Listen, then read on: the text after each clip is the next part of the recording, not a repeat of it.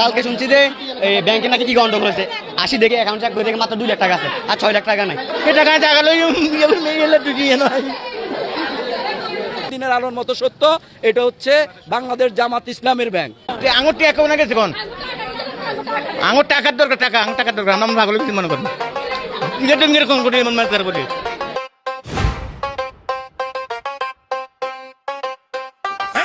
যারা মারে তারাই বসে কোমরে ভুরি, মুখে নীতি চাঁদার খাতা টেন্ডার ভাগ, দেশে টাকা করে ফাঁকি ঋণ খেলা, পিনামের খেলা, হাতে হাত ক্ষমতার মেলা। যাদের দেখে মানুষ কাঁপে তাদেরই আবার মঞ্চে ঠাঁই ভাঙছে, ঘর ভাঙছে ভরসা, তবু ওদের মুখে হাসি। যে গাছ খেয়েছে সেখানে বসে সেই আবার দিচ্ছে শাসি। কে দেবে জবা, কার হাতে হিসাব, কোন পথে যাবে এই ছেড়া না।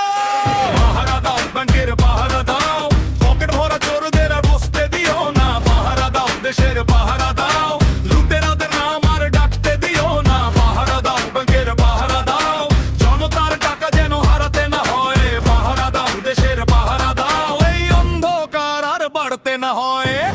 ভরপুর ইসলামী ব্যাংক এজেন্ট শাখার যে একটা ব্যাংক আছে, মানুষ এই এলাকার কত দরিদ্র। পদ পদবীকে না বেচা, ভোটের আগে লম্বা মিছিল, পেছন থেকে টানে সুতো, সামনে দাঁড়ায় মিথ্যেশীল। যে যার মতো ভাগ বসায় দরিদ্র মানুষের ঘাম জলে, সাদা ফাইলে কালো ধাগে ঢাকে সবই বড় বালিশে। এইটা ইতিমধ্যে আপনারা সবাই অবগত আছেন যে ব্যাংক থেকে যে মালিক পক্ষ ছিল, এজেন্ট পক্ষ, অনেকের অনেক 7-8 কোটি টাকা নিয়ে সে এখান থেকে পাহারা দাও ব্যাংকের পাহারা দাও, পকেট ভরা চোরদের আর বসতে দিও না। পাহারা দাও দেশের পাহারা দাও, লুটেরাদের নাম আর ডাকতে দিও না। পাহারা দাও ব্যাংকের পাহারা দাও, জনতার টাকা যেন হারাতে না হয়। পাহারা দাও দেশের পাহারা দাও, এই অন্ধকার আর বাড়তে না হয়। সিট দিয়ে এবং ভুয়া কাগজপত্র দিয়ে তাদের কাছ থেকে টাকা গ্রহণ করছে। আদৌ তাদেরকে সঠিক কোনো কাগজপত্র দেয় নাই, যার কারণে এখানে যারা এখন মালিক পক্ষ চলে যাওয়ার পরে সবাই ব্যাংকে চেক করতে আসে, দেখে যে এই ধরনের ডিপিএস তাদের নামে নেয়।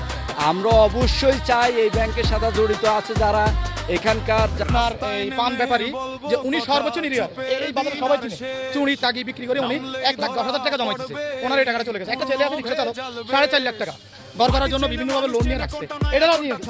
তাহলে যারা হয়তো সামান্য প্রভাবশালী আছে তারা তো বাঁচাচ্ছে, এই লোকগুলো কি হয়? এই আমরা বাংলাদেশ সরকারের কাছে নিতে চাই, নিরীহ মানুষের আর নিরীহ 8,06,000। তো কালকে শুনছি যে ব্যাংকে নাকি কি গন্ডগোল হয়েছে, আসি দেখে অ্যাকাউন্ট চেক করে দেখে মাত্র 2 লাখ টাকা আছে আর 6 লাখ টাকা নাই। এখন আসে ওরা বলে ওরা কিছু জানে না।